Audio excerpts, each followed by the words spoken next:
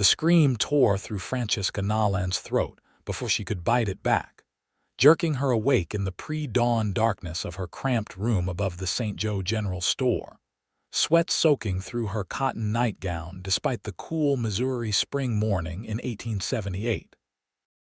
She pressed trembling fingers to her lips, listening for any sign that her nightmare had woken Mrs. Henderson, the store owner who had taken pity on her 6 months ago, when she had arrived in town with nothing but the clothes on her back and desperation in her eyes. The silence held, broken only by the distant crowing of a rooster somewhere down the muddy Main Street. Francesca released a shaky breath and lit the oil lamp on her bedside table with hands that still shook from the familiar terror that stalked her sleep. The soft glow illuminated the small room that had become her sanctuary, sparse but clean, with whitewashed walls and a single window overlooking the street below. She rose from the narrow bed and moved to the wash basin, splashing cold water on her face, careful to keep her long-sleeved nightgown in place. The scars that mapped her left arm from shoulder to wrist remained hidden beneath the fabric, just as they stayed concealed beneath the long sleeves she wore every single day, regardless of the weather or the curious glances from the townspeople who wondered why the quiet girl at Henderson's store never rolled up her sleeves even in the sweltering summer heat. Francesca had learned long ago that scars invited questions, and questions led to sympathy or worse, disgust. She wanted neither. The raised, puckered flesh that twisted across her skin was a permanent reminder of the fire that had consumed her family's homestead outside of Kansas City 3 years ago, the fire that had taken her parents and younger brother while she had barely escaped with her life. The fire her father had started in a drunken rage before turning his violence on her mother, before the flames had spread beyond control. Those were memories she kept locked away as tightly as she concealed the physical evidence they had left behind. At 21 years old, Francesca had built her life around invisibility. She worked in the store, kept her head down, spoke only when necessary, and avoided any situation that might require her to expose the damaged skin she carried like a shameful secret. The people of St. Joe knew her as polite but distant, helpful but never warm, present but somehow always apart from the fabric of the community. She dressed quickly in her usual attire, a simple brown skirt and white blouse with sleeves that buttoned snugly at her wrists, then a cream-colored long-sleeved work dress over it all. Her dark hair, nearly black and falling past her shoulders, she twisted into a tight bun at the nape of her neck. Looking at her reflection in the small mirror above the wash basin, she saw what she always saw: a pale, thin face with dark shadows under gray eyes, high cheekbones that would have been pretty if not for the gauntness that came from too many meals skipped, too many nights lying awake remembering things better forgotten. The store opened at 7, and Mrs. Henderson expected her downstairs by 6:30 to help prepare for the day. Francesca descended the narrow staircase that connected her room to the back of the store, her footsteps soft on the worn wooden steps. The familiar smells of the general store greeted her: flour and coffee, leather and tobacco, the sharp tang of pickles in their barrel near the counter. Mrs. Henderson was already moving about, a stout woman in her 50s with kind eyes and a no-nonsense manner that Francesca appreciated. She did not pry, did not push for confidences, simply offered fair work for fair pay and a place to sleep. It was more than Francesca had dared hope for when she had stumbled into St. Joe last October, her meager savings nearly gone, winter approaching, and nowhere else to go. "Morning, Francesca," Mrs. Henderson called from behind the counter where she was tallying the previous day's receipts. "Sleep well?" "Yes, madam," Francesca lied smoothly, the same lie she told every morning. "Good. We have got a busy day ahead. The supply wagon is coming in from Kansas City, and half the ranchers in the county will be stopping by this week to stock up before the drive to Abilene. I will need you to reorganize the back room to make space for the new inventory." Francesca nodded, grateful for work that would keep her hands busy and her mind occupied. She had just started moving flour sacks in the back room when the bell above the front door chimed, announcing the first customer of the day. She paid little attention to the murmur of voices from the front, focused on her task, until Mrs. Henderson called her name. "Francesca, could you come help Mr. Vance with his order? He needs several items carried out to his wagon." Francesca wiped her dusty hands on her apron and emerged from the back room, stopping short when she saw the man standing at the counter. She had seen him around town before, of course. In a place as small as St. Joe, everyone knew everyone, at least by sight. But she had never been this close to Caleb Vance, had never really looked at him directly. He stood well over 6 feet tall, with broad shoulders that filled out his work shirt, dark brown hair that curled slightly at his collar, and a face that bore the weathered tan of someone who spent his life outdoors. But it was his eyes that caught her, a striking blue-green that reminded her of the Missouri River on a clear day, and there was something in them, a gentleness that seemed at odds with his size and obvious strength. "Morning, miss," he said, his voice a low rumble that held a warmth she was not accustomed to. "I hate to trouble you, but I have got quite a load here." "No trouble at all," Francesca murmured, her gaze already dropping to the list Mrs. Henderson had placed on the counter. Caleb Vance needed supplies for his ranch, located about 5 miles outside of town.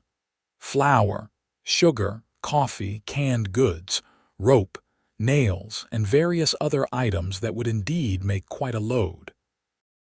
She began gathering the items, hyper-aware of his presence as he helped, reaching for things on high shelves without being asked, his movements economical and sure. They worked in silence, but it was not the uncomfortable silence Francesca usually felt around people. There was something easy about it, natural, though she could not have explained why. As she reached for a bag of coffee beans on a middle shelf, her sleeve caught on a loose nail protruding from the wood. The fabric tore with a sharp sound, and before she could react, the sleeve had ripped halfway up her forearm, exposing the scarred flesh beneath. Francesca gasped and immediately pressed her right hand over the exposed skin, her face flushing hot with shame and panic. She turned away quickly, her heart hammering against her ribs. "Let me help," Caleb said quietly, and she felt his presence behind her, not touching but close enough that she could feel the warmth radiating from him. "No, I am fine. I just need to." Her voice came out high and thin, edged with the panic that threatened to overwhelm her. "Your arm is bleeding," he said, still in that quiet, gentle tone. "That nail got you." Francesca looked down and saw he was right. Along with tearing her sleeve, the nail had opened a cut across the back of her forearm, bright red blood welling up and running down toward her hand. The cut was directly across one of the worst scars, the contrast between old damage and new injury stark. "Mrs. Henderson," Caleb called, never taking his eyes off Francesca. "Do you have your medical kit handy?" The older woman appeared a moment later, took in the situation at a glance, and quickly retrieved a small wooden box from beneath the counter. "Come here, dear, let me clean that up." But Francesca had already wrapped her torn sleeve around her arm, holding it in place with her right hand, the fabric quickly staining red. "I can do it myself, in my room." "Francesca, you are bleeding quite heavily," Mrs. Henderson said with concern. "At least let me. I will do it myself." The words came out sharper than Francesca intended, almost a shout, and she immediately regretted her tone. But the thought of them seeing, really seeing, the full extent of the scars made her feel as though the walls were closing in. "I apologize. I did not mean to snap. I can take care of it. Please excuse me." She fled before either of them could respond, clutching her arm, leaving a few drops of blood on the floor behind her as she hurried up the stairs to her room.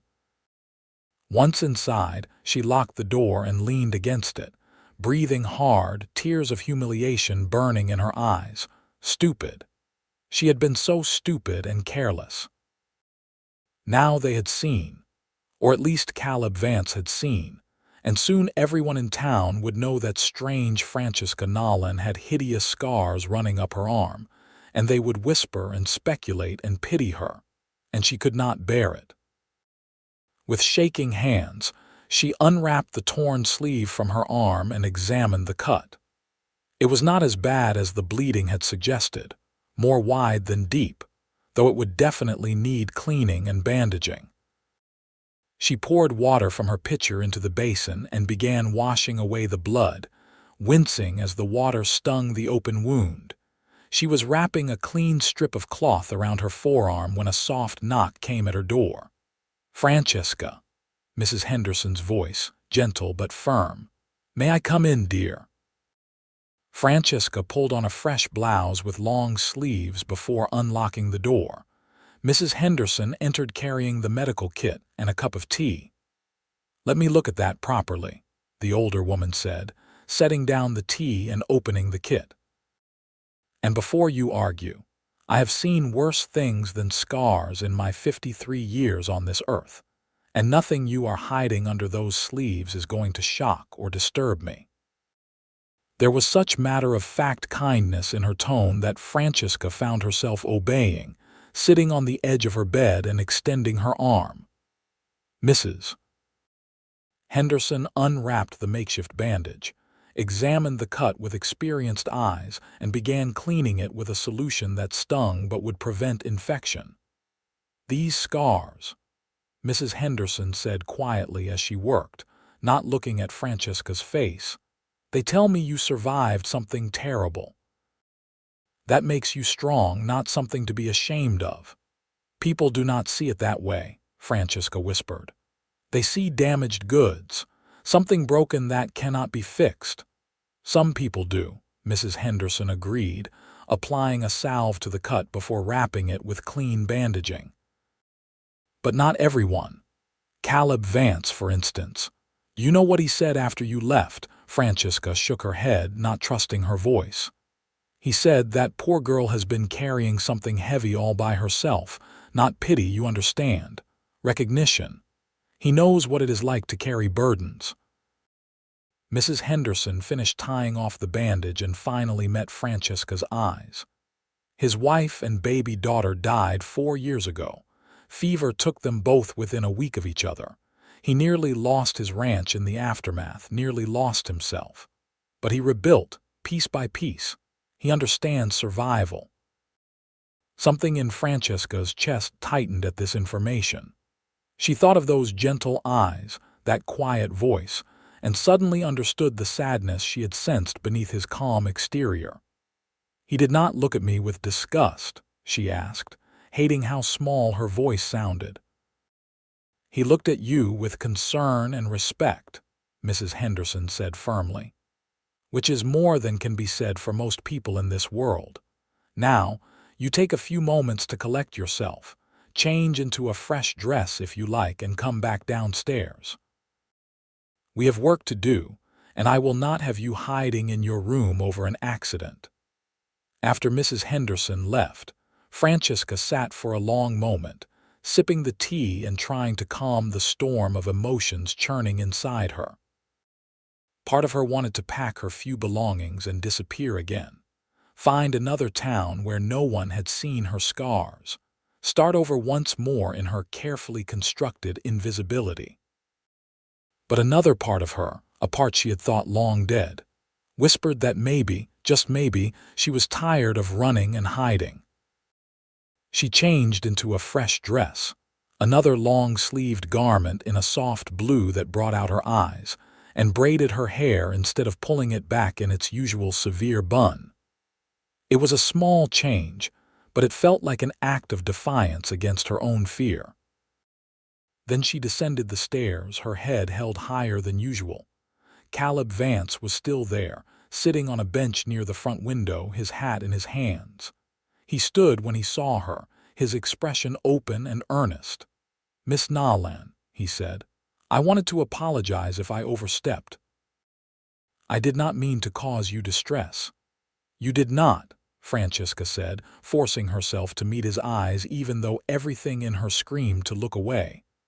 "I apologize for my reaction. It was ungracious." "Nothing to apologize for," he replied. "We all have things we prefer to keep private." "I respect that." He paused, turning his hat in his hands, clearly working up to something. "But I also wanted to say, if you ever need help with anything, or just someone to talk to who understands that life can leave marks we do not want the world to see, my door is always open. No judgment, no expectations. Just an offer of friendship, if you would ever want it."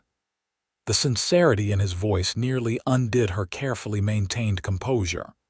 When was the last time someone had offered her genuine friendship, with no ulterior motive, no pity, just simple human connection?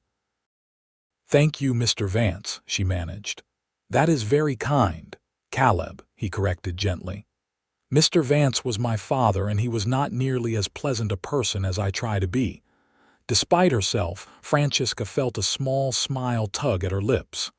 "Caleb, then, and you may call me Francesca." "Francesca," he repeated, as if tasting the name. "That is a beautiful name. Italian." "My grandmother was from Italy," she said, surprised to find herself offering this small piece of her history. "She came to America as a young bride and never quite lost her accent. My mother named me after her." She must have been a remarkable woman to be honored that way. She was. Francesca felt the familiar tightness in her throat that came with memories of her family, but for once it did not completely overwhelm her. Caleb settled his hat back on his head and picked up one of the crates of supplies. "Well, I should get these loaded and head back to the ranch, but I hope you will not be a stranger, Francesca. St. Joe is a small town. Seems a shame to be lonely in a place this size." After he left, Francesca stood at the window and watched him load his wagon, his movements efficient and strong. Mrs. Henderson came to stand beside her. "He is a good man," the older woman said quietly. "One of the best I have known, lost so much, but it did not make him bitter. That is rare." "He is probably just being polite," Francesca said, but there was less certainty in her voice than usual. "Perhaps," Mrs. Henderson agreed. "Or perhaps he recognizes something in you that he sees in himself. Either way, it would not hurt you to have a friend, dear. You have been alone long enough." The rest of the day passed in the usual routine of customers and inventory, but Francesca found her thoughts returning again and again to Caleb Vance. The way he had spoken to her, not with pity but with understanding. The way he had not recoiled when he saw her scars, had simply noted she was bleeding and wanted to help. The way his eyes held that gentle sadness that spoke of his own losses and survival. That night, she dreamed not of fire and screaming, but of blue-green eyes and a voice that said friendship without expecting anything in return. It was the most peaceful night's sleep she had experienced in 3 years. The following week brought the increased business Mrs. Henderson had predicted. Ranchers and cowboys stopped by regularly, stocking up for the cattle drive to Abilene that would begin in early May. Francesca stayed busy helping customers, restocking shelves, and managing the inventory that seemed to deplete and replenish in an endless cycle. She was good at her work, efficient and accurate, and Mrs. Henderson had come to rely on her more and more. Caleb came into town twice that week, and both times he made a point of speaking to Francesca. Small conversations about the weather or the state of the roads. Nothing deep or intrusive, but enough to make her feel seen in a way that was not uncomfortable. She found herself looking forward to these brief interactions, though she would not have admitted it even to herself. On Friday afternoon, a late spring storm rolled in with little warning, the sky darkening to a bruised purple-gray and the wind whipping dust and debris down the main street. Francesca was helping Mrs. Henderson secure the exterior shutters when Caleb rode up on a large bay horse, leading a second mount behind him. "Mrs. Henderson, Francesca," he called over the rising wind. "This storm is going to be a bad one. You should both come out to my ranch. Your building here is old, and I am not sure those upper floors will hold if this turns into a real blow." "We will be fine," Mrs. Henderson started to say, but a crack of thunder so loud it rattled the windows cut her off. The rain began a moment later, not a gradual sprinkle but an immediate downpour that obscured the buildings across the street. "Please," Caleb insisted, dismounting and coming up onto the boardwalk, water already streaming from his hat. "My ranch house is solid stone, built to withstand anything the Missouri weather can throw at it. At least come until the worst passes." Mrs. Henderson looked at Francesca, then at the storm that was rapidly intensifying, and nodded. "All right. Give us 5 minutes to gather some essentials and lock up properly." They worked quickly, Francesca running upstairs to grab a change of clothes and her few precious belongings. A tintype photograph of her family taken before the fire, a silver locket that had belonged to her grandmother, and the small Bible her mother had given her on her 16th birthday.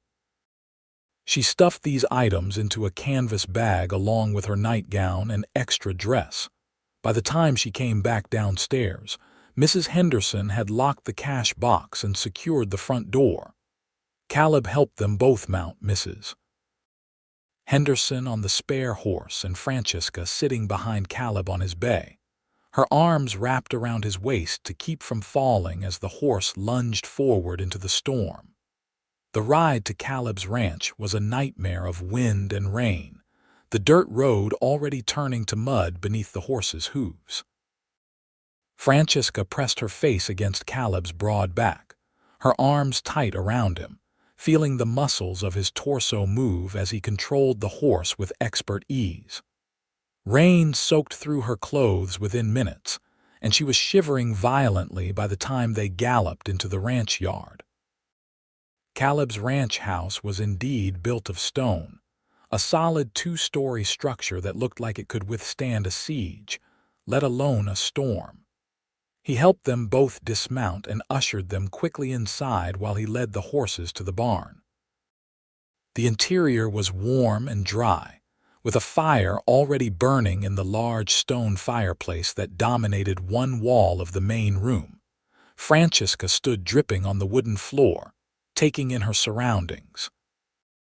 The house was simply furnished but clean and well-maintained, with comfortable chairs near the fireplace, a large wooden table with 6 chairs, and colorful woven rugs scattered across the floor. Bookshelves lined one wall, filled with more volumes than Francesca would have expected a rancher to own. Everything spoke of a life carefully rebuilt, of a man making a home out of what remained after loss. "Let me get you both some towels and dry clothes," Caleb said, appearing from what must have been a bedroom. "Mrs. Henderson, there is a room at the end of the hall you can use to change." "Francesca, you can use the room across from it. I apologize, but the clothes will be far too large." They were. He paused, a flash of pain crossing his face. "They were my wife's. She was smaller than either of you, but they should fit better than anything of mine." "Thank you, Caleb," Mrs. Henderson said gently. "That is very kind." Francesca followed Mrs. Henderson down the hall, her wet shoes squelching with each step. The room Caleb had indicated was small but comfortable, with a narrow bed covered in a quilt stitched in a pattern of blue and white stars. She closed the door and began peeling off her soaked clothes, her fingers clumsy with cold.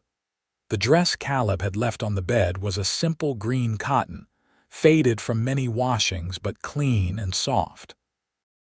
Francesca pulled it on and found it hung loose on her frame, the woman who had worn it before having been curvier, more filled out with the contentment that came from being loved and secure. She toweled her hair as dry as she could and rebraided it, then stood for a moment, looking at her reflection in the small mirror above the dresser. The long sleeves of the dress covered her scars completely, for which she was grateful, but something about wearing clothing that had belonged to Caleb's dead wife made her feel like an intruder in a grief that was not hers to share.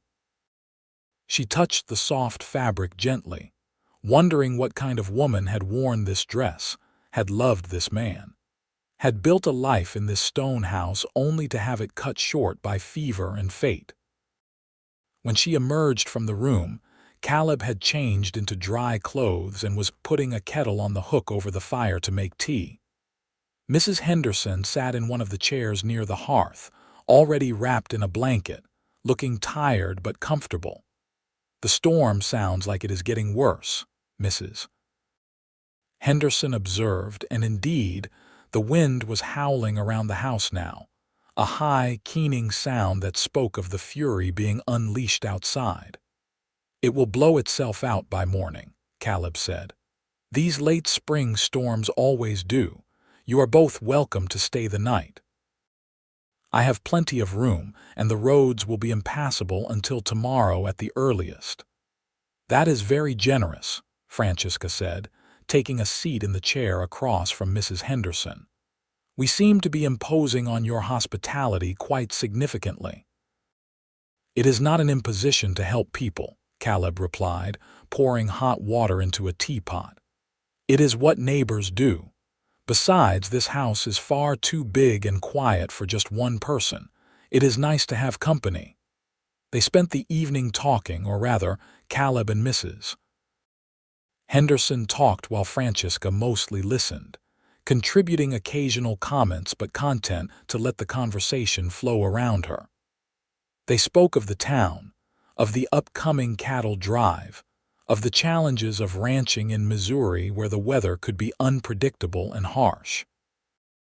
Caleb proved to be an excellent storyteller, recounting anecdotes from his years working cattle that had even Francesca laughing despite herself.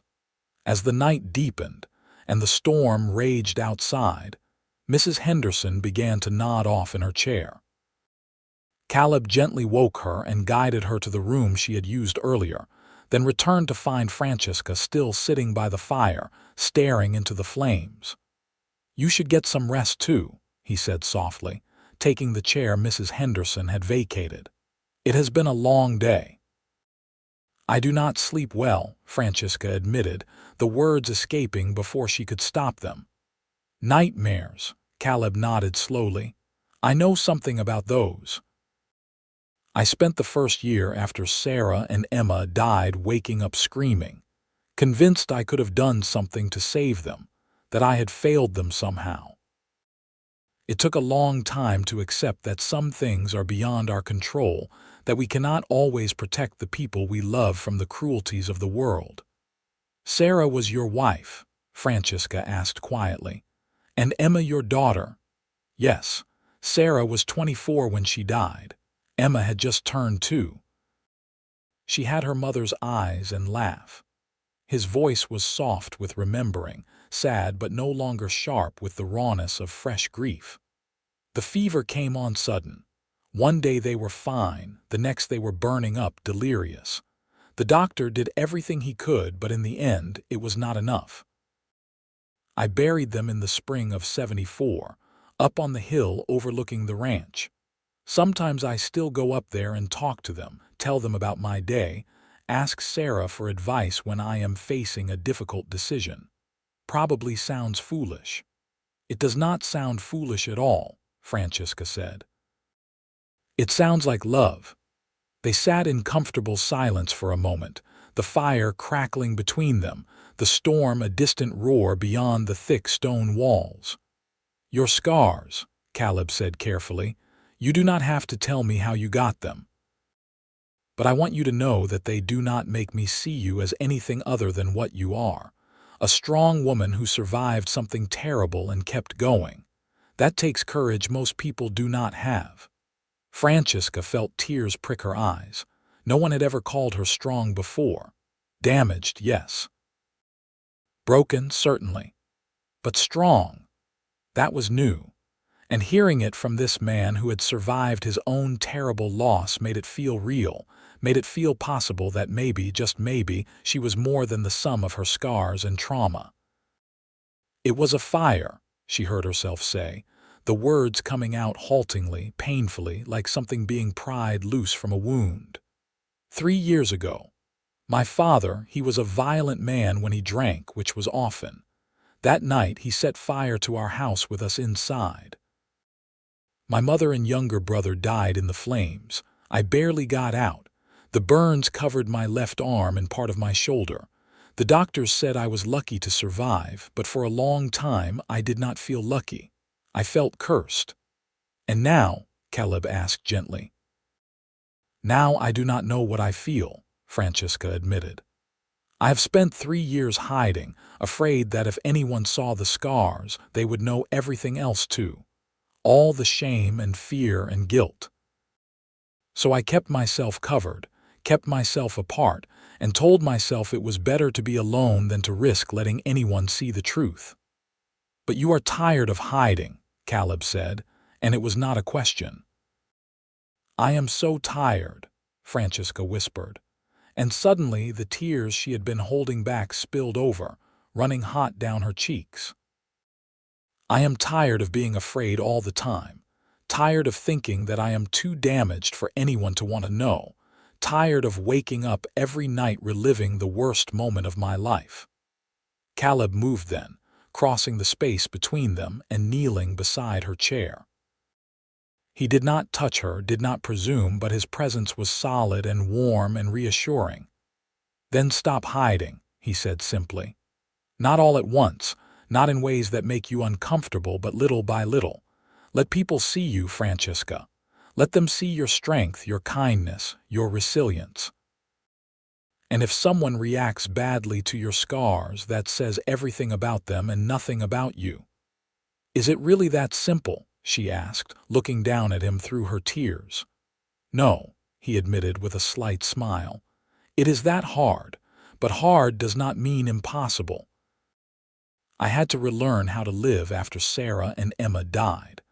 I had to decide whether I was going to let the grief destroy me or whether I was going to honor their memory by building a life worth living. I chose to live. You have already made that choice too, Francesca, whether you realize it or not. You survived. You kept going.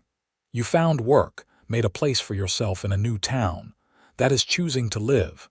Now you just have to choose to do more than survive. You have to choose to really be alive again." His words resonated deep in Francesca's chest, striking some chord that had been silent for too long. She reached out tentatively and placed her hand on his shoulder, feeling the solid warmth of him beneath the fabric of his shirt. "Thank you," she whispered, "for seeing me, for understanding."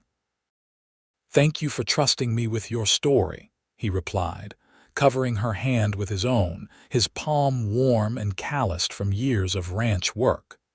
"That took more courage than you probably realize."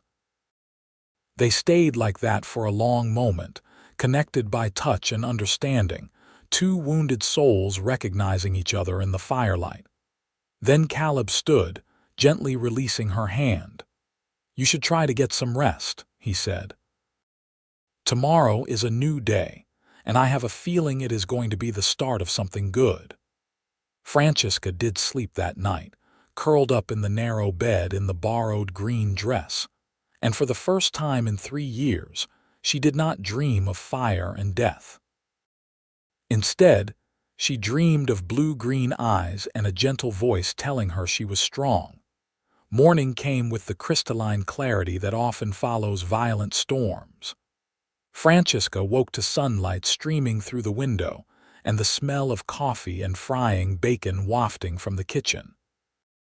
She dressed quickly in her own clothes, which Caleb had thoughtfully dried by the fire overnight, and made her way to the main room. Caleb stood at the iron stove, tending a skillet full of eggs and bacon with the practiced ease of a man who had been cooking for himself for years. He looked up when she entered and smiled, a genuine expression that reached his eyes and made something warm bloom in Francesca's chest. "Morning," he said. "I hope you are hungry. I always make too much food out of habit." "It smells wonderful," Francesca replied, moving to help him set the table. Mrs. Henderson emerged a few minutes later, and they all sat down to a hearty breakfast of eggs, bacon, biscuits with honey, and strong black coffee. After they ate, Caleb hitched up his wagon to drive them back to town. The roads were muddy but passable, the storm having moved on to torment some other part of Missouri. As they rode, Francesca found herself sitting next to Caleb on the bench seat while Mrs. Henderson dozed in the back, wrapped in blankets. The morning sun was warm on Francesca's face, and she realized with a start that she felt something she had not experienced in years: contentment. "I meant what I said last night," Caleb said quietly, his eyes on the road ahead. "About being friends. I would like to call on you sometime if that would be all right. Maybe take you to the church social next month, or just go for a ride if the weather is nice. No pressure, no expectations.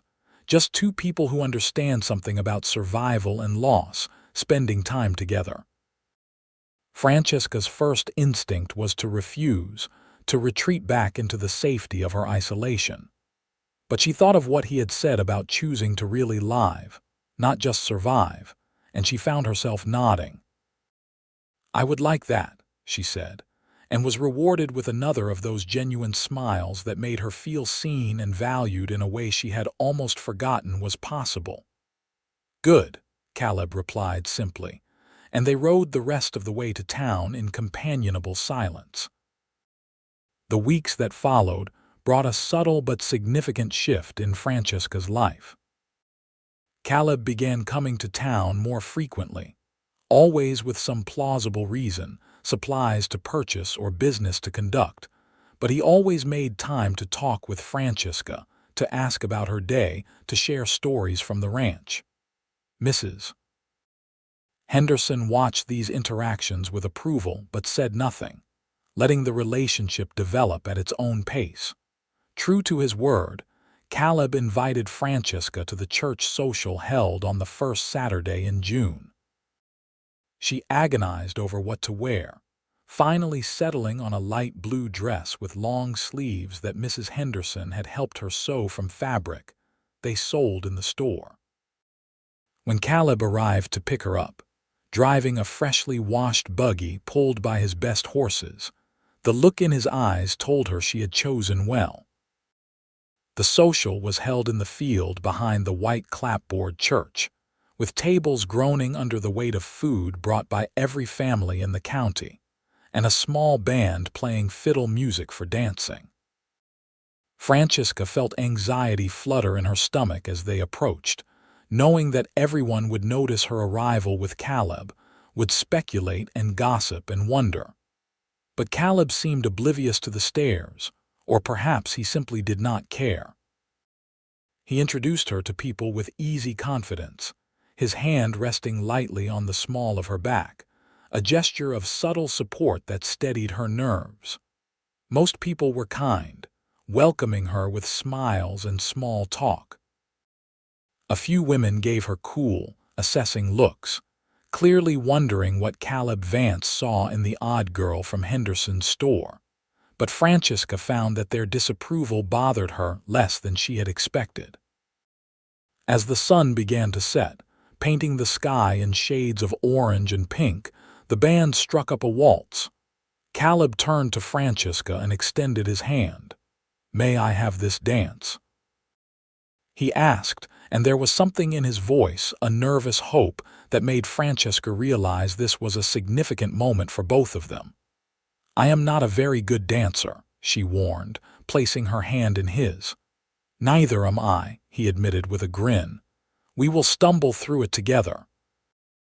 He led her to the space that had been cleared for dancing and pulled her into his arms, one hand at her waist, the other holding hers gently. They began to move, and Francesca discovered that Caleb had lied. He was actually quite a good dancer, leading her smoothly through the steps of the waltz with a grace that belied his size. "My wife loved to dance," he said softly, his breath warm against her ear. "She made me practice until I stopped stepping on her toes. I thought I would never dance again after she died. But here we are." "Here we are," Francesca echoed.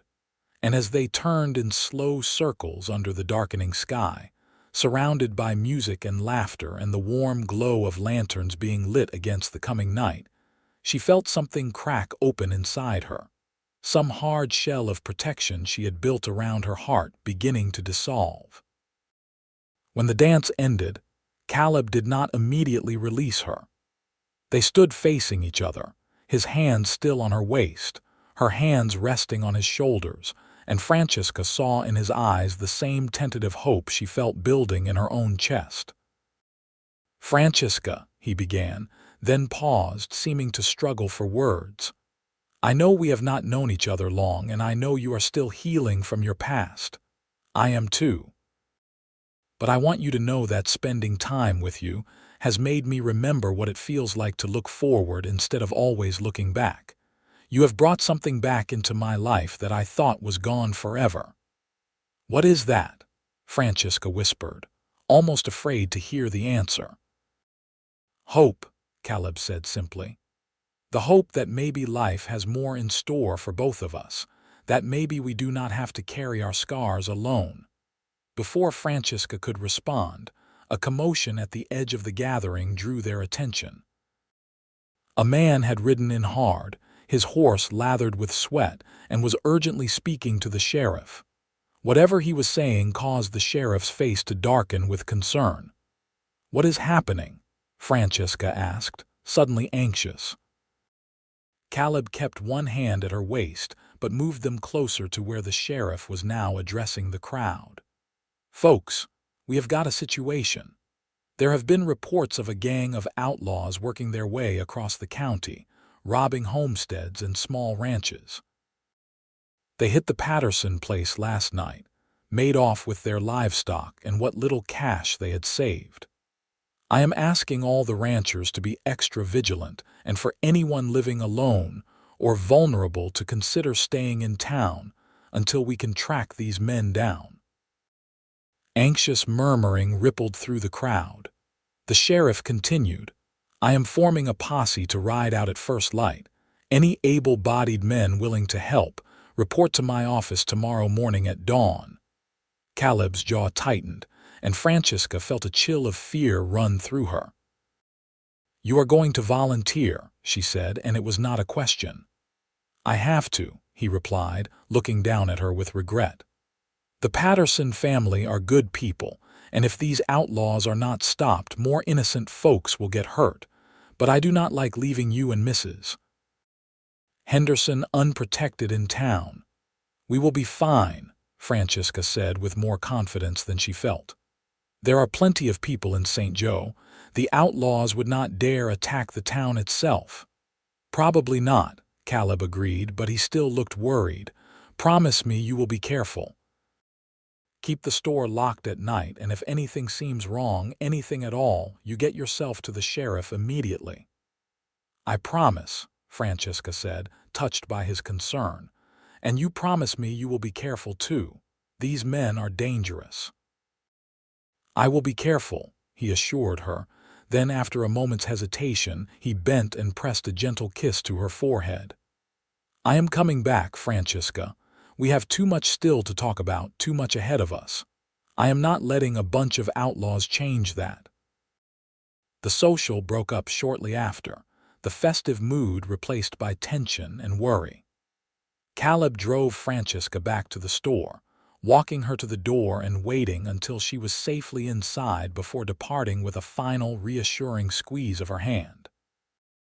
That night, Francesca lay awake listening to the sounds of the town, every creak and groan of the old building making her jump, her mind conjuring images of outlaws and violence. But mixed with the fear was something else, something warm and precious that she turned over in her mind like a secret treasure. The memory of Caleb's kiss on her forehead, the promise in his eyes that he was coming back to her. For the first time in 3 years, Francesca had something to lose again, and the realization was both terrifying and exhilarating. The posse rode out at dawn, 14 men including Caleb and the sheriff, armed and determined. Francesca watched from the window of her room as they departed, her heart in her throat, trying to memorize every detail of Caleb's appearance, the way he sat his horse with easy confidence, the set of his shoulders, the tilt of his hat against the rising sun. The days that followed were tense. Business at the store continued, but everyone was on edge, jumping at sudden noises, eyeing strangers with suspicion. Mrs. Henderson kept a shotgun behind the counter, and Francesca found herself flinching at every shadow, every unexpected sound. 3 days after the posse left, word came back that they had tracked the outlaws to an abandoned farmstead near the Kansas border. There had been a gunfight. 2 of the outlaws were dead, 3 had been captured, and 2 had escaped. Of the posse, 3 men had been wounded, including Caleb. Francesca felt her legs go weak when she heard this news. "How badly is he hurt?" she demanded of the messenger, a young man who looked exhausted and covered in trail dust. "Doc says he took a bullet to the shoulder, but it went clean through. He will recover, but he is going to need time to heal." "Where is he?" Francesca asked, already untying her apron. "They are bringing the wounded back to town. Should be here by tomorrow afternoon." Francesca spent the rest of that day and the following morning in a state of anxious anticipation. She prepared supplies that might be needed for caring for the wounded, gathering clean bandages, whiskey for disinfecting, and various herbs and medicines. Mrs. Henderson watched her bustle around with a knowing smile but said nothing. The posse arrived back in St. Joe just after 2 in the afternoon. Francesca was waiting on the boardwalk outside the store when the weary group rode up the main street.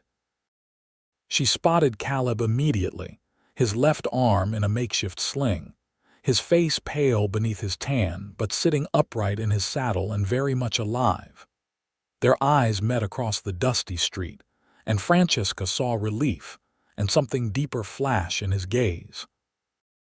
He dismounted carefully, wincing at the movement, and walked toward her with determined strides despite his obvious pain. "You are hurt," Francesca said, stating the obvious because she could not think of anything else to say, her hands hovering near him, wanting to touch, to reassure herself that he was real and whole and here. "It looks worse than it is," Caleb said, though his voice was tight with pain. "The bullet went through clean, and the doc says as long as infection does not set in, I will be good as new in a few weeks." "You need to rest," Francesca said firmly. "You should not have ridden all the way back. You should have stayed in bed somewhere." "I had something important to get back to," Caleb said, his good hand reaching out to gently touch her cheek. "Someone important. I was not going to let a little thing like a bullet hole keep me away any longer than necessary." The doctor came over then, a brisk older man named Dr. Patterson, and shooed Caleb toward his office. "You need that wound properly cleaned and dressed, Vance, and you need to rest before you fall over. Come on now, stop making eyes at the girl and get yourself taken care of." Caleb allowed himself to be led away but called back over his shoulder, "I will come by tomorrow, Francesca. There are things I need to say to you." "I will be here," she called back, and she stood on the boardwalk watching until he disappeared into the doctor's office, her heart full of emotions she was only beginning to understand. That night, Francesca surprised herself by sleeping deeply and dreamlessly, as if some anxiety that had been coiled tight within her had finally released. She woke feeling more rested than she had in weeks, and dressed with special care, choosing a dress of soft yellow that brought color to her pale cheeks. Caleb arrived at the store mid-morning, his arm properly bandaged and supported in a clean sling, looking tired but more alert than he had the previous day. Francesca was helping a customer when he entered, but her eyes immediately found his, and the smile that spread across his face made her breath catch. "Miss Nolan," he said formally when the customer had left, "I was wondering if you might be able to take a break from your duties. There is something I would like to show you, if Mrs. Henderson can spare you for an hour or so." Mrs. Henderson appeared from the back room as if summoned. "She can take the rest of the afternoon off," the older woman said with a mischievous smile. "Business is slow, and she has been working herself half to death while you were gone. Some fresh air will do her good." Francesca knew better than to argue when Mrs. Henderson got that particular tone in her voice. She removed her apron, grabbed her bonnet, and allowed Caleb to escort her outside where his buggy waited. "Where are we going?" she asked as he helped her up onto the seat with his good arm. "Somewhere special to me," he replied, climbing up beside her. "Somewhere I have not taken anyone since Sarah died. I think it is time." They drove out of town, following the road toward Caleb's ranch but turning off onto a smaller track before they reached his property. The path wound upward through stands of oak and hickory trees, their leaves rustling in the warm June breeze, wildflowers blooming in bright profusion along the way. Finally, they emerged at the top of a hill that overlooked the valley below. The view was breathtaking. Miles of rolling Missouri countryside spread out beneath them, the Missouri River a silver ribbon in the distance, fields and forests and the occasional farmstead dotting the landscape. Near the edge of the hill, beneath the shade of an ancient oak tree, stood two white crosses, simple but carefully maintained. Caleb stopped the buggy and sat in silence for a moment, looking at those crosses. Then he turned to Francesca. "This is where I buried my wife and daughter," he said quietly. "Sarah loved this spot. We used to come up here for picnics when Emma was a baby. Sarah would spread out a blanket right there under that tree, and we would eat and talk and watch the clouds go by. She said it felt like being on top of the world." "It is beautiful," Francesca said softly, feeling the weight of the trust he was showing her by bringing her here. Caleb climbed down from the buggy and came around to help her descend, then led her to the graves. The crosses bore simple inscriptions: Sarah Vance, beloved wife and mother, 1850–1874, and Emma Vance, our angel, 1872–1874. "I come up here sometimes to talk to them," Caleb said. "To tell them what is happening in my life, to ask Sarah for advice the way I used to when she was alive. I came up here yesterday after the doc patched me up and I was supposed to be resting." He paused, his good hand unconsciously going to his injured shoulder. "I told Sarah about you." Francesca felt her heart start to pound. "What did you tell her?" "I told her that I met someone special. Someone who understands what it is like to carry scars and survive loss.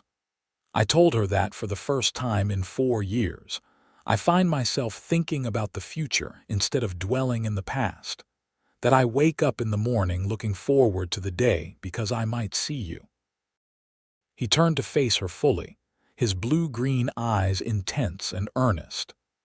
"I told her that I think I am falling in love with you, Francesca, and I asked her to forgive me for moving on, for allowing myself to feel this way about someone else."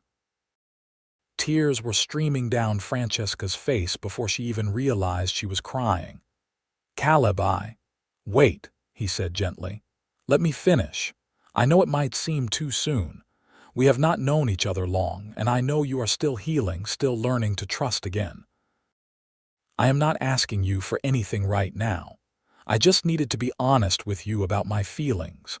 I needed you to know that you are not alone in this, whatever this is that is growing between us."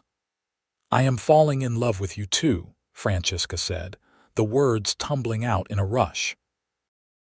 "I did not think I was capable of feeling this way anymore. I thought the fire had burned away everything soft and open in me, left me with nothing but scar tissue and fear. But when I am with you, I feel like maybe I can be whole again. Maybe I can be someone who deserves to be loved." "You have always deserved to be loved," Caleb said fiercely, stepping closer and taking her right hand in his. "Your scars do not diminish you, Francesca. They are proof that you survived, that you are stronger than the things that tried to destroy you. I see them, and I see courage. I see resilience. I see a woman who has every right to reach for happiness again. I am scared," Francesca admitted. "I am scared of losing someone I care about again. I am scared of not being enough, of my past being too much for anyone to accept." "I am scared too," Caleb said. "After Sarah and Emma died, I swore I would never put my heart at risk like that again. But here I am, terrified and hopeful all at once, because I have realized something important. Hiding from love to protect yourself from loss means you never really live at all. You just exist. And I am tired of just existing." "So am I," Francesca whispered. Caleb raised her hand to his lips and kissed her knuckles gently, his eyes never leaving hers. "Then let us make a promise to each other, here and now with Sarah and Emma as our witnesses. Let us promise to be brave. To face our fears together. To build something new out of the pieces we have left. We do not have to rush. We can take all the time you need, but let us promise to try." "I promise," Francesca said, and then, acting on impulse, she reached up with her free hand and gently touched his face, feeling the scratch of his beard against her palm. "I promise to be brave, to let you in, to believe that maybe, just maybe, I deserve this happiness." Caleb turned his head and pressed a kiss to her palm. Then slowly, giving her every opportunity to pull away, he leaned down and touched his lips to hers.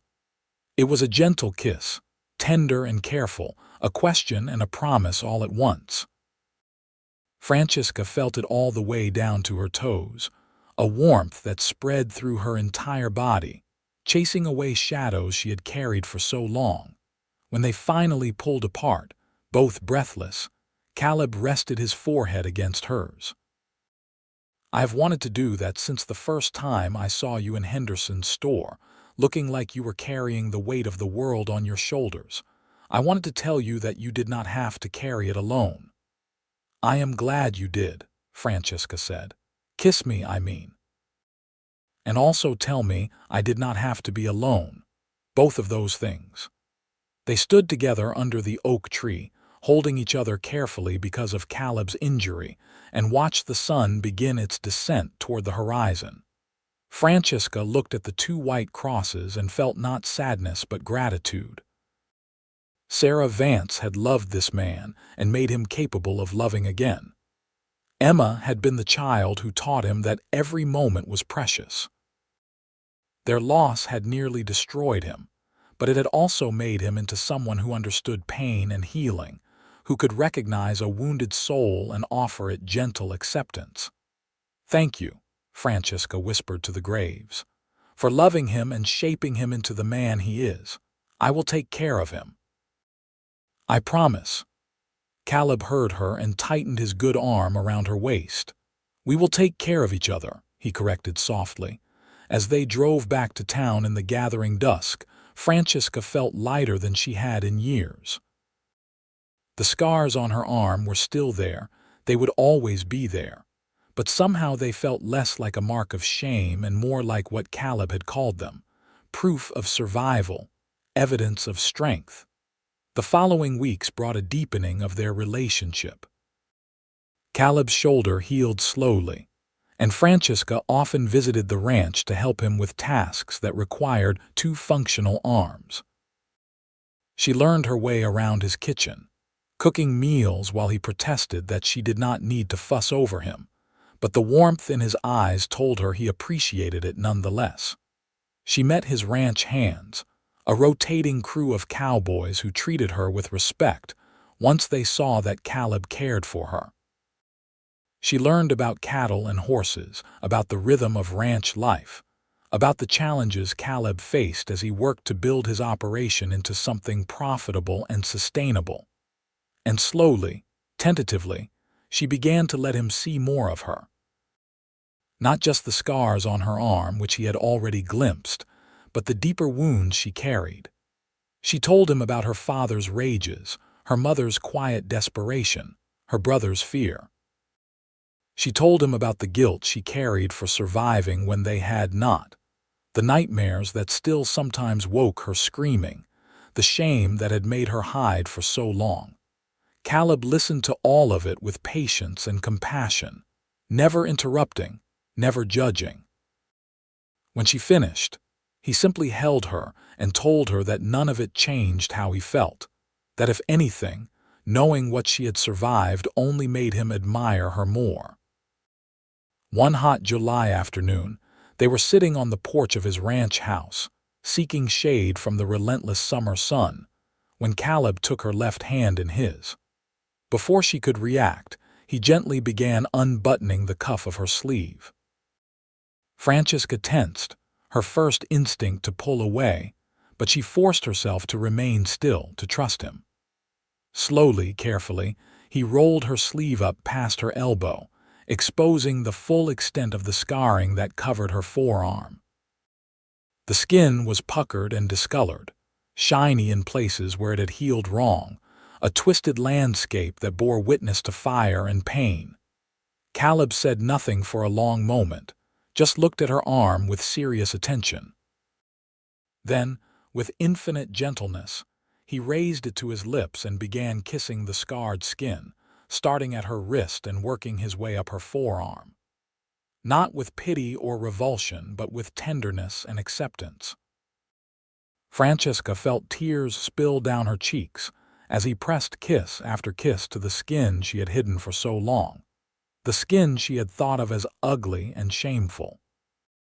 In his hands under his lips, it was simply part of her, neither good nor bad, just one piece of the whole woman he was coming to know and love. "These scars tell your story," he said softly, cradling her arm against his chest. "They are part of what made you into the woman I love. I would not wish away the pain you suffered to get them, but I would not wish them away either because they are yours. They are you." "I love you," Francesca said, the words she had been holding back finally breaking free. "I love you so much it scares me." "I love you too," Caleb replied, his voice rough with emotion. "And yes, it is scary. Love always is. But it is also the best thing we can do with our lives, to open our hearts despite the risk, to choose connection despite the possibility of loss." As summer deepened into August, talk began in town about the upcoming Harvest Festival, to be held in early September. It was the biggest social event of the year, a celebration of the county's agricultural bounty, with competitions for the best produce and livestock, games and contests, and dancing that would go on long into the night. "Will you come with me?" Caleb asked Francesca one afternoon as they walked along the banks of the Missouri River, enjoying a rare, cool breeze. "As my official sweetheart, I want everyone to know that we are courting, that I am serious about you. You are not worried about what people will say?" Francesca asked, though her heart leapt at hearing him call her his sweetheart. "About you courting someone like me?" "Someone like you," Caleb repeated, stopping and turning to face her. "You mean someone intelligent, kind, hardworking, and beautiful?" "No, I am not worried about what people will say about that. I am proud to be courting you, Francesca. I want to shout it from the rooftops." She laughed despite herself. "That seems excessive. Maybe just attending the festival together would be sufficient." "If you insist," Caleb said with exaggerated disappointment. "Though I reserve the right to tell at least a few people how lucky I am." The harvest festival arrived with perfect September weather, warm days and cool nights, the air carrying the first hint of autumn's approach. Francesca wore a new dress she had made specifically for the occasion. A deep rose color with, for the first time in 3 years, sleeves that only came to her elbows. The scars on her forearm were visible to anyone who looked, and she felt exposed and vulnerable as she and Caleb entered the festival grounds. But Caleb kept his hand firmly at the small of her back, his presence steady and reassuring, and slowly Francesca relaxed. If people noticed her scars, most were too polite to stare. A few women offered sympathetic smiles, having their own stories of loss or injury to bear. The children playing games and chasing each other through the crowd did not notice at all, too caught up in the excitement of the day. Caleb entered his best bull in the livestock competition and won second place, which pleased him considerably. They sampled food from various stalls, watched the pie-eating contest, and laughed at the antics of a traveling performer who juggled flaming torches while telling jokes. As evening fell and the musicians set up for dancing, Caleb led Francesca to the floor for a waltz, just as he had at the church social months ago. But this time, there was no hesitation, no uncertainty. They moved together smoothly, naturally, as if they had been dancing together for years. "I have been thinking," Caleb said as they turned in slow circles. "My ranch is doing well, better than it has since before Sarah died. I am in a position to think about the future now, to make plans." "What kind of plans?" Francesca asked, though her heart had begun to beat faster. "Plans that involve you if you are willing," he said, his eyes searching hers. "Francesca, I know we have not been courting for very long by traditional standards, but I also know that I do not want to spend another day without you in my life. I do not want to say good night and ride back to an empty ranch house. I do not want to wake up alone anymore. I want to build a life with you, a real life, full of all the messy, beautiful, complicated things that make a life worth living. Are you asking me to marry you?" Francesca whispered, barely able to believe what she was hearing. "I am asking if you would consider the possibility," Caleb replied. "I am asking if the idea terrifies you or if maybe, just maybe, it feels right to you too. I am asking if you can see a future where we face everything together, where your scars and my grief are just part of our story, not the whole story."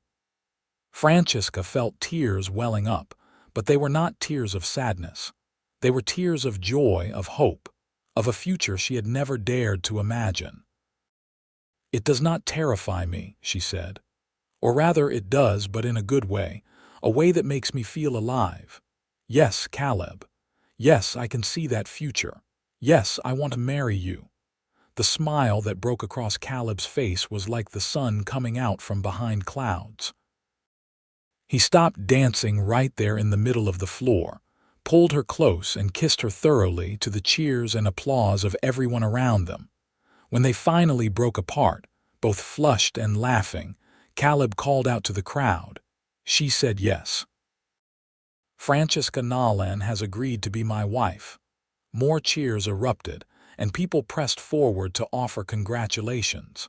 Mrs. Henderson appeared, beaming with delight, and pulled Francesca into a tight hug. "I knew it," she whispered. "I knew from the first time he looked at you that something special was happening. I am so happy for you, dear girl, so very happy." The rest of the evening passed in a blur of well wishes and celebration. When Caleb finally drove Francesca back to town, they sat close together on the buggy seat, her head resting on his shoulder, his good arm wrapped around her waist. "How long of an engagement do you want?" Caleb asked. "I will wait as long as you need, but I will not pretend I am not eager to make you my wife as soon as possible." "Not long," Francesca said. "I have spent 3 years hiding from life. I do not want to wait any more. A month to make arrangements and prepare. Would that be too soon?" "It would be perfect," Caleb said, pressing a kiss to the top of her head. "October wedding it is." The next month passed in a whirlwind of activity. Mrs. Henderson closed the store for 2 full days to help Francesca sew a wedding dress.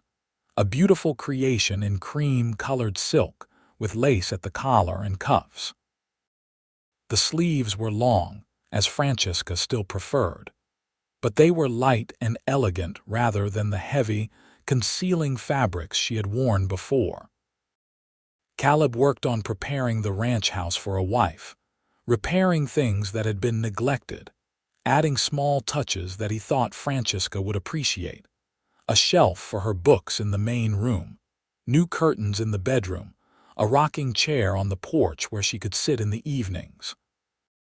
They decided to hold the wedding at the little church in St. Joe, with a reception at Caleb's ranch afterward. Invitations were sent out to everyone in the county, and the response was overwhelming.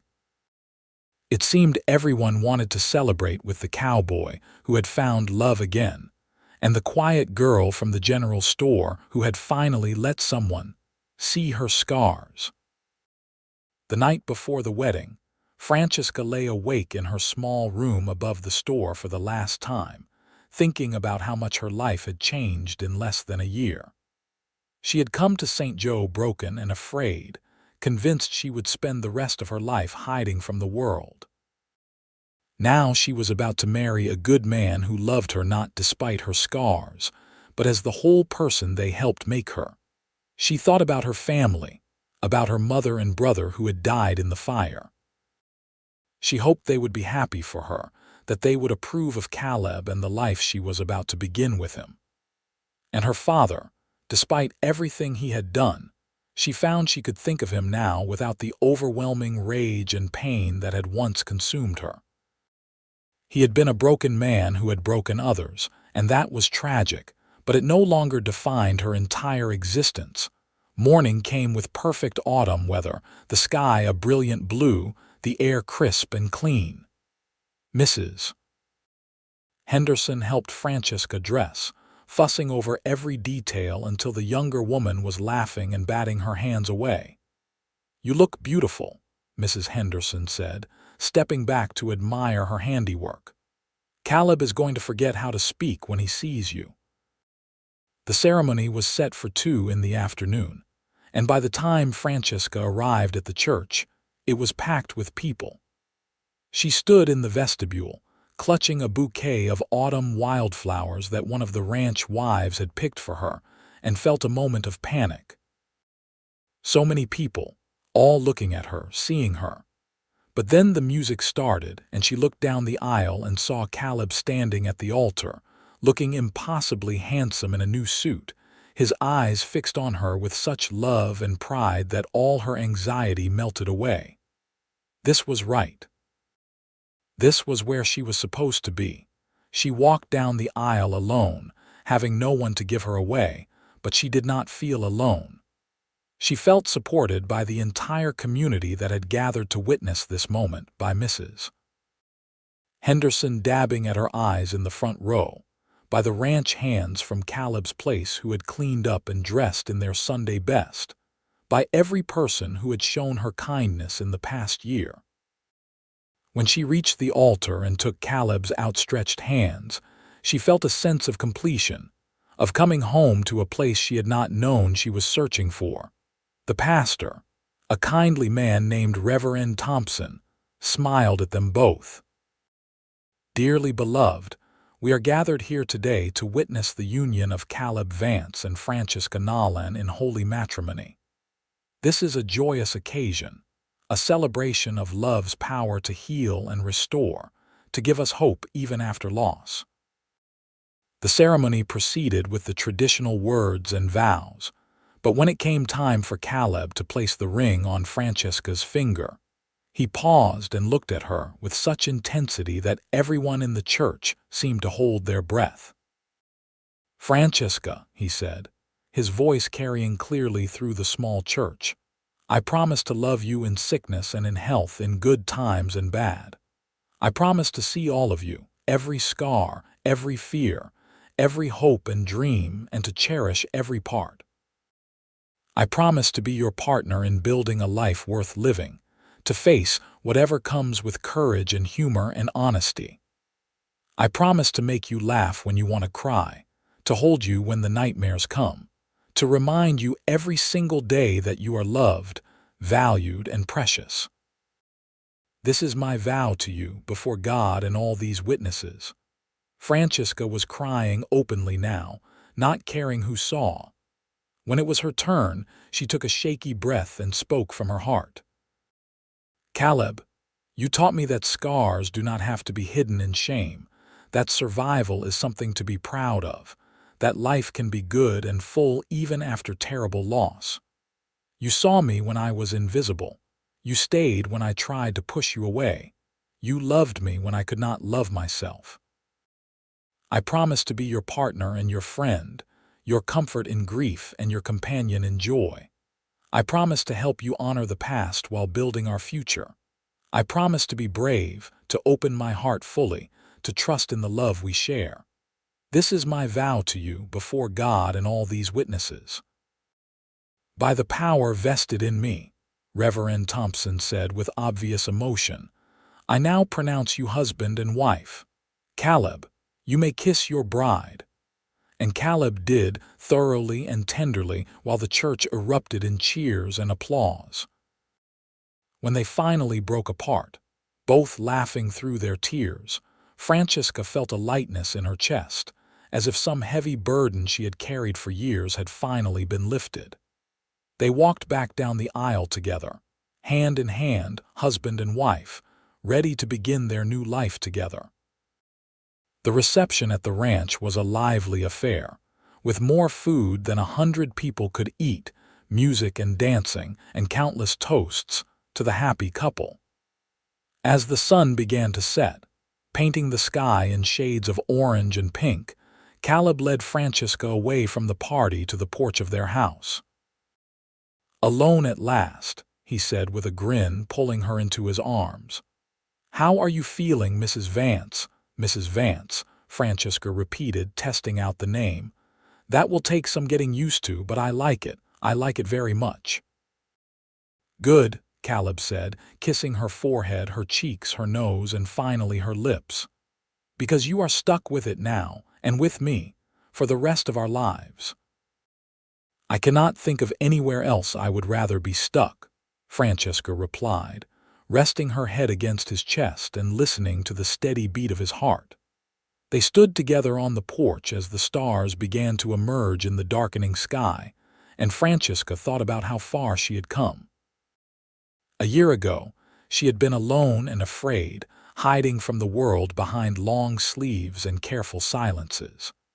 Now she was married to a man who loved her completely, surrounded by a community that had welcomed her, no longer ashamed of the scars that marked her skin.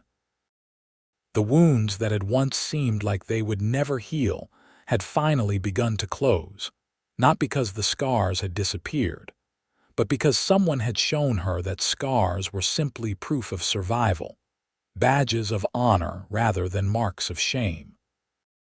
Caleb's gentle touch had not erased her past, but it had given her the courage to face it, to accept it, and to move forward into a future filled with hope. The party continued behind them, but they stayed on the porch, wrapped in each other's arms, content to simply be together.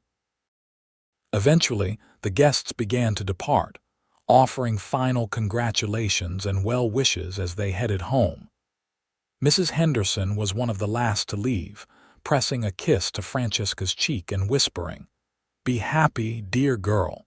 You deserve every bit of the joy you have found." "Thank you," Francesca said, meaning it deeply. "Thank you for everything, for giving me a chance when I had nowhere else to go, for being patient with me, for helping me see that I could have more than just survival." "You did that yourself," Mrs. Henderson replied. "I just gave you a place to land. The rest was all you." After the last guest departed and the ranch hands had returned to the bunkhouse, Caleb and Francesca were finally, truly alone. He led her inside and lit the lamps, filling the house with warm, golden light. "I know this is not a mansion," he said, suddenly seeming almost nervous. "It is just a ranch house, but I have tried to make it comfortable, to make it feel like a home, our home." "It is perfect," Francesca assured him, looking around at the sturdy furniture, the colorful rugs, the books lining the shelves, the small touches he had added with her in mind.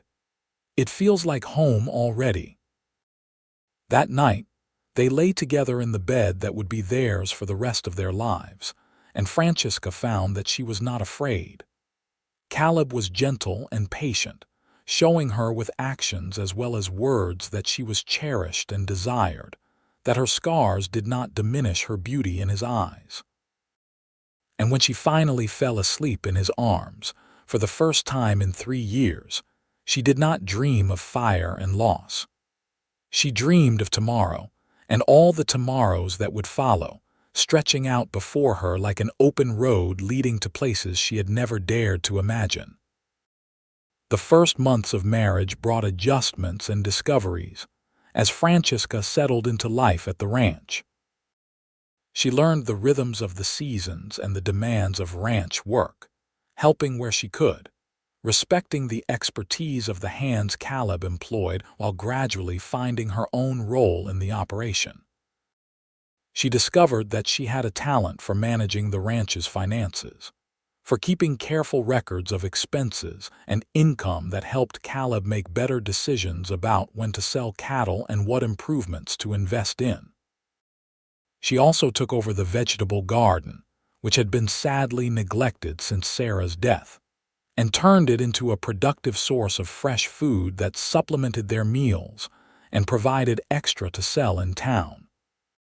But most importantly, she learned what it meant to be truly known by another person, to have someone see all of her, dark and light, strength and weakness, and love her anyway. Caleb did not try to fix her or change her. He simply created space for her to heal at her own pace, to grow into the person she was meant to be. The nightmares that had plagued her for so long began to come less frequently. When they did wake her in the night, gasping and terrified, Caleb was there to hold her, to remind her that she was safe, that the past could not hurt her anymore. And slowly, gradually, the grip of her trauma began to loosen. She also helped Caleb with his own healing. There were days when his grief for Sarah and Emma would overwhelm him, when he would grow quiet and withdrawn, lost in memories. On those days, Francesca did not take his sadness personally or feel threatened by the love he still carried for his first family. She simply stayed close, offering comfort and understanding, reminding him that loving her did not mean betraying their memory. "You have room in your heart for all of us," she told him one evening as they sat on the porch watching the sunset, after she had found him standing by Sarah and Emma's graves earlier that day. "Your love for them does not diminish what we have. It is part of what makes you who you are, and I would not want you any other way." "How did I get so lucky twice?" Caleb asked, pulling her close. "What did I do to deserve 2 extraordinary women willing to share their lives with me?" "You loved us well," Francesca said simply. "You saw us for who we really are and chose to stay. That is worth more than you know." Winter came to Missouri with snow and cold winds that kept them close to the house for days at a time. Francesca found she did not mind the isolation. She had spent so long alone that she had thought she preferred solitude, but now she understood the difference between being alone and being lonely.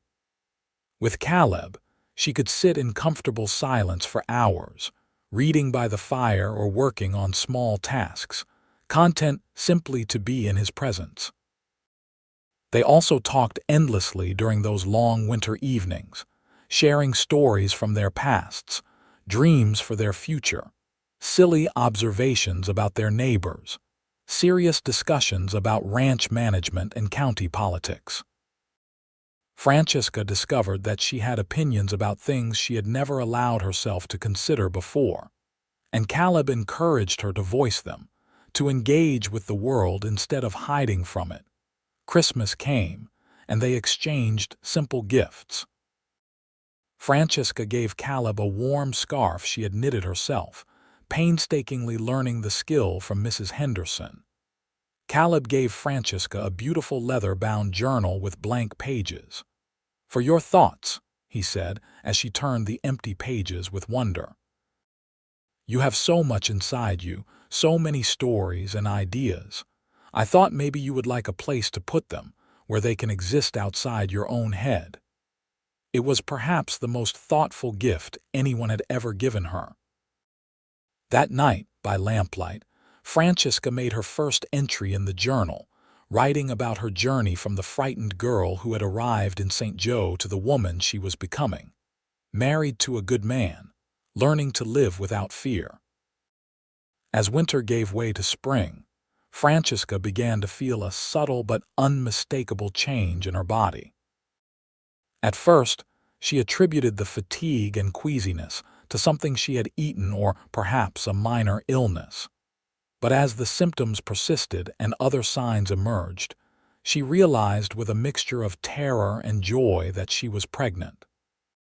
She debated how to tell Caleb, wanting the moment to be special, but in the end, she simply blurted it out one morning over breakfast. "I am going to have a baby," she said, her voice barely above a whisper. Caleb froze, his coffee cup halfway to his lips, his eyes going wide. "You are. We are." "Really?" Francesca nodded, tears already starting to flow. "I am terrified, Caleb. What if something goes wrong? What if I am not a good mother?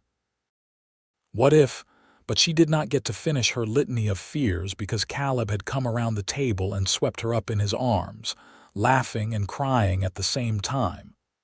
"We are going to have a baby," he repeated, his voice full of wonder. "Francesca, this is— I never thought. After Emma, I did not dare hope I would ever have another child. This is the most amazing gift."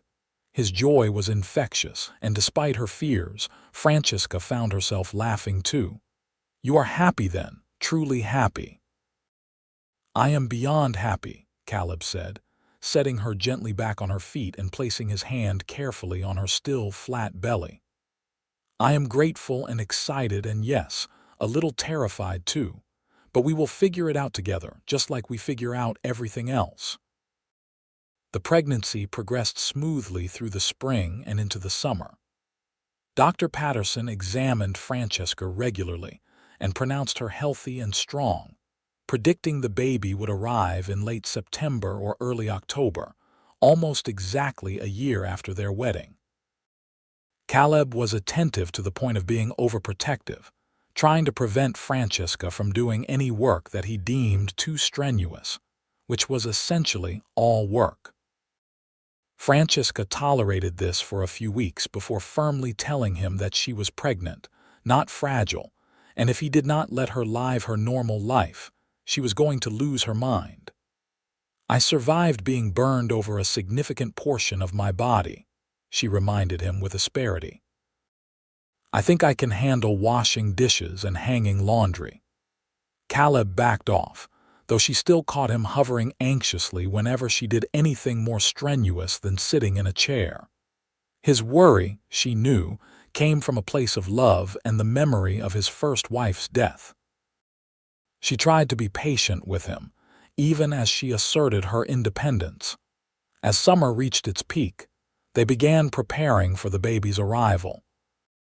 They converted the small room next to their bedroom into a nursery, painting the walls a soft yellow and filling it with a cradle that Caleb built himself, a rocking chair, and the beginnings of a collection of baby clothes and blankets that the women of St. Joe showered upon them.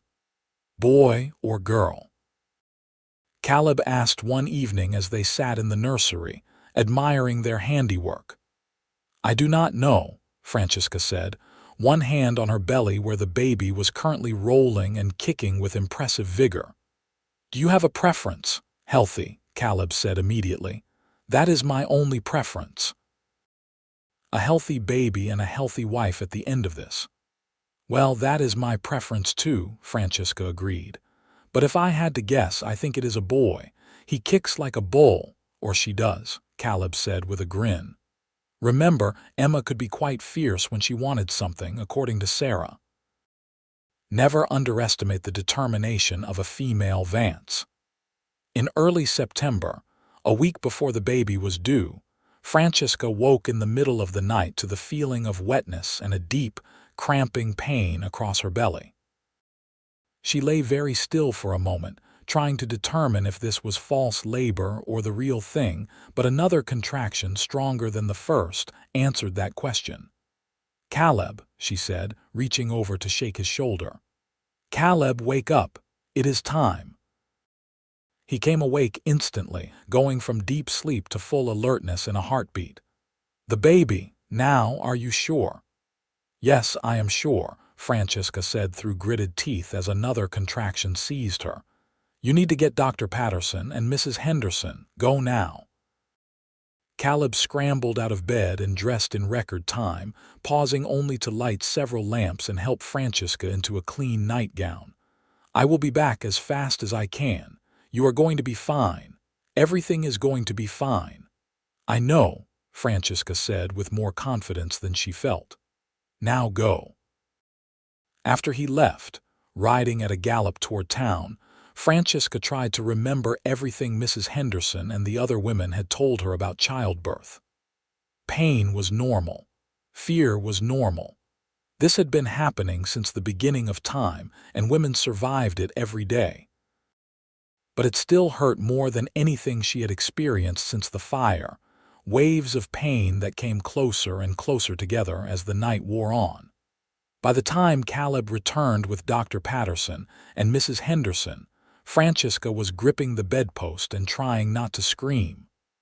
"All right, dear, Mrs. Henderson said, bustling into the room with the calm efficiency of someone who had attended many births. "Let us get you through this. Dr. Patterson, she is going to need your help." The next several hours were a blur of pain and exhaustion. Mrs. Henderson stayed at Francesca's head, offering cool cloths and words of encouragement, while Dr. Patterson worked at the other end, monitoring the baby's progress. Caleb was banished from the room despite his protests, relegated to pacing in the hall and praying harder than he had prayed in years. Finally, as the sun was rising on a beautiful September morning with one last tremendous effort, Francesca pushed their child into the world. The baby's cry filled the room, loud and indignant, and Francesca collapsed back against the pillows, exhausted but overwhelmed with relief. "It is a boy," Dr. Patterson announced, holding up the squalling infant. "A healthy boy with strong lungs, as you can hear." Tears were streaming down Francesca's face as Mrs. Henderson quickly cleaned the baby and wrapped him in a soft blanket, then placed him in Francesca's arms. She looked down at her son's tiny, perfect face, his dark hair plastered to his head, his eyes squinting against the light, and felt a surge of love so powerful it took her breath away. "Hello, little one," she whispered. "I am your mother. I have been waiting to meet you." The door burst open and Caleb rushed in, his face pale with anxiety. "Francesca, are you all right? Is the baby?" "Come meet your son," Francesca said, smiling through her tears. Caleb approached the bed slowly, almost reverently, his eyes fixed on the tiny bundle in Francesca's arms. When he finally looked at his son's face, his expression crumpled and he began to cry, silent tears of joy and relief and remembered grief all mixed together. "He is perfect," Caleb said, reaching out to touch the baby's tiny hand with one finger. The infant immediately grasped it with surprising strength, and Caleb laughed shakily. "He has got a good grip. He is going to be a rancher for sure." "What should we name him?" Francesca asked. They had discussed names extensively during the pregnancy, but had never quite settled on one they both loved. Now, looking at their son, Caleb said, "What about Daniel? It means God is my judge. It seems fitting. God judged us worthy of another chance at happiness, worthy of this gift." "Daniel Vance," Francesca said, testing the name. "I like it. Daniel it is." Dr. Patterson finished his examination of both mother and baby, pronounced them both healthy and strong, and departed with instructions for Francesca to rest as much as possible over the next few weeks. Mrs. Henderson stayed most of the day, helping to establish feeding and showing Francesca how to care for a newborn, though she need not have worried. Francesca's maternal instincts, dormant for so long, had roared to life the moment Daniel was placed in her arms. That evening, after Mrs. Henderson had finally been persuaded to go home and rest herself, Caleb and Francesca sat together in bed with Daniel nestled between them, both marveling at the miracle of his existence. "I was so afraid," Francesca admitted quietly. "The whole pregnancy, I was terrified that something would go wrong, that I would lose him the way you lost Emma, that I was not strong enough or good enough to be a mother." "And now?" Caleb asked, stroking Daniel's soft hair with gentle fingers. "Now I am still afraid," Francesca said honestly. "But I am also filled with this fierce determination to protect him, to give him the childhood I never had, to make sure he grows up knowing he is loved and valued and safe. My scars, the ones on my arm and the ones inside me, they do not make me a bad mother. They make me someone who understands how precious life is, how important it is to cherish every moment." "You are going to be an amazing mother," Caleb said firmly. "You already are. And I am going to do everything in my power to make sure our son grows up secure and happy, knowing that his parents love each other and love him." Daniel chose that moment to wake up and start crying, his face scrunching up and turning red with indignation. Francesca picked him up and began to feed him, marveling at how natural it felt, how right. "We made this," she said softly, looking from Daniel to Caleb. "We made a family. A year ago, I would not have believed this was possible. I thought I would spend the rest of my life alone, hiding from the world. But you found me, you saw past my scars, and you loved me back to life." "We found each other," Caleb corrected. "And we saved each other. You healed my wounded soul just as much as I healed yours." The weeks that followed Daniel's birth were exhausting and wonderful in equal measure.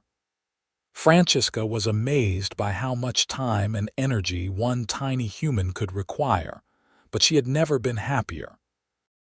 Watching Caleb with their son, seeing the gentleness and patience he showed, the way he talked to Daniel and sang to him and walked the floor with him when he fussed, filled her heart to overflowing. They brought Daniel to visit Sarah and Emma's graves on a cool October morning, wanting to acknowledge the family that had come before, to honor the love that had prepared Caleb for this new chapter. "Sarah, Emma," Caleb said softly, standing before the white crosses with Daniel in his arms. "I want you to meet Daniel. He is my son, Francesca's and mine. I love him so much it hurts, and I finally understand what you meant, Sarah, when you said that being a parent was the most terrifying and rewarding thing you would ever do." Francesca stood beside him, her hand resting on his back in silent support. "Thank you for loving him," she said to the graves. "Thank you for teaching him what it means to be a good husband and father. I promise to honor that legacy, to help him remember you while we build our life together." As they walked back to the wagon, Daniel sleeping peacefully in his father's arms, Francesca looked out over the valley spread below them and felt a sense of completeness. Her scars were still there, they would always be there, but they no longer defined her. She was so much more than her pain and trauma. She was a wife, a mother, a partner in building a ranch and a life. She was loved and valued and known. The years that followed brought their share of challenges, bad weather that hurt the cattle business, illness that required Dr.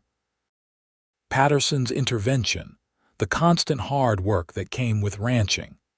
But they also brought profound joys, Daniel's first steps and first words, the laughter that filled the stone house, quiet evenings on the porch watching the sunset, the deep satisfaction of building something lasting together. When Daniel was 3 years old, Francesca became pregnant again. This time, the terror she had felt during her first pregnancy was tempered by experience and confidence. She knew her body was strong, knew she could survive the ordeal of childbirth, and most importantly, knew that Caleb would be there every step of the way. Their daughter was born on a spring morning in 1882, smaller than Daniel had been but just as healthy and loud. They named her Sarah Emmeline, honoring the wife and daughter Caleb had lost, and Francesca held her tiny namesake while tears of joy streamed down her face. "Your family would be proud," she told Caleb as he held his new daughter for the first time, his face soft with wonder and remembered pain. To be honored this way, to know that their memory lives on. "I hope so," Caleb said. "I hope they know that I never forgot them, that I still love them, but that I was able to love again because of what they taught me." Daniel proved to be a gentle and curious big brother, fascinated by his tiny sister and wanting to help with everything. Watching her 2 children together, seeing the family she and Caleb had created, Francesca sometimes had to stop and marvel at how far she had come. The girl who had hidden her scars from everyone was gone, replaced by a woman who wore short sleeves on hot days without shame, who rolled up her sleeves to work in the garden or help with ranch chores, who had learned that her scars were just part of her story, neither the beginning nor the end. On their 5th wedding anniversary, Caleb and Francesca stood on the porch of their ranch house, Daniel and Sarah finally asleep after a long day, and looked out at the land they had built together. "You remember the first time we met?" Caleb asked, his arm around Francesca's waist. "You were so prickly and defensive, practically radiating leave-me-alone energy." "And you were so persistent," Francesca replied with a laugh. "I could not understand why you kept talking to me, kept treating me like I was worth something when I was convinced I was too broken to matter." "You were never broken," Caleb said seriously. "You were wounded, yes, hurting, absolutely, but never broken. You just needed someone to see your strength instead of your scars." "You gave me that," Francesca said, turning to face him. "You saw me when I was invisible. You loved me when I could not love myself. You showed me that life after trauma is possible, that happiness is not just for other people. You healed my wounded soul with your gentle touch and your patient heart." "We healed each other," Caleb said, pulling her close. "That is what love does. It does not erase the past or make the pain disappear. But it gives us the courage to face tomorrow, the strength to keep going, the hope that better days are ahead." They kissed as the stars emerged above them.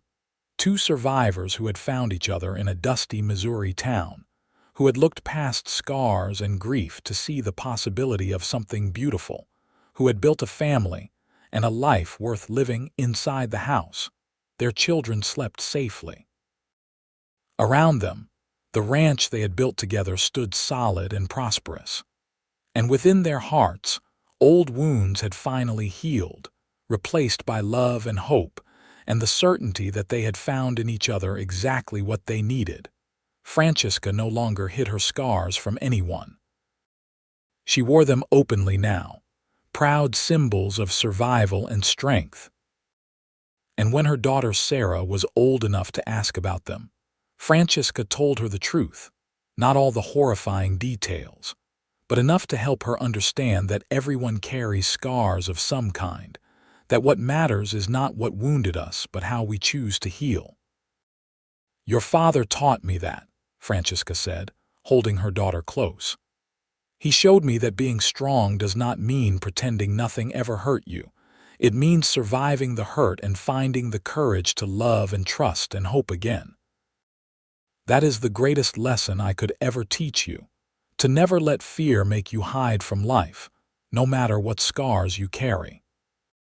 The years continued to pass, bringing more children, 2 more sons who filled the house with noise and laughter, and the deep satisfaction of watching their family grow and thrive. Caleb's ranch became one of the most successful in the county, and Francesca's vegetable garden expanded into a small business, selling produce to families throughout the region. But more than the material success, they built something that could not be measured in acres or dollars. A home filled with love and acceptance, where every member of the family knew they were valued, where scars, physical and emotional, were not hidden but acknowledged as part of what made them who they were. On autumn evenings, when the work was done and the children finally settled, Caleb and Francesca would sit on their porch and watch the sun set over the Missouri landscape, content in the life they had created together. They spoke of their gratitude for second chances, for the courage to love despite loss, for the healing that had come through gentle touches and patient hearts. "I would not change anything," Francesca said on one such evening, her head resting on Caleb's shoulder, her scarred arm visible in the fading light. "Even the fire, even the years of hiding and fear, all of it brought me here to you, to this life. I would walk through fire again if it meant ending up right here." "I feel the same," Caleb replied, pressing a kiss to her temple. "Sarah and Emma's deaths nearly destroyed me, but somehow, impossibly, that pain prepared me to recognize and cherish what we have. To understand how precious love is, how important it is to hold tight to the people who matter." They sat in comfortable silence as the stars emerged, 2 souls who had found each other in the darkness and chosen to walk together into the light. Their scars, both visible and hidden, were woven into the fabric of their love story, proof not of weakness but of survival, resilience, and the miraculous capacity of the human heart to heal and love again. The cowboy's gentle touch had indeed healed her wounded soul, just as her fierce determination to survive had healed his. Together, they had built something beautiful out of the ashes of their respective tragedies, a family and a life that honored the past while embracing the future. Their children would grow up knowing that love was worth the risk, that vulnerability was strength, that scars told stories of survival that should be shared, not hidden. And that legacy, more than any material wealth or success, was the greatest gift they could give to the next generation. Their story was complete, their wounds healed not by erasing the scars, but by learning to wear them with pride, surrounded by the love and family they had built together in the wild beauty of Missouri's frontier.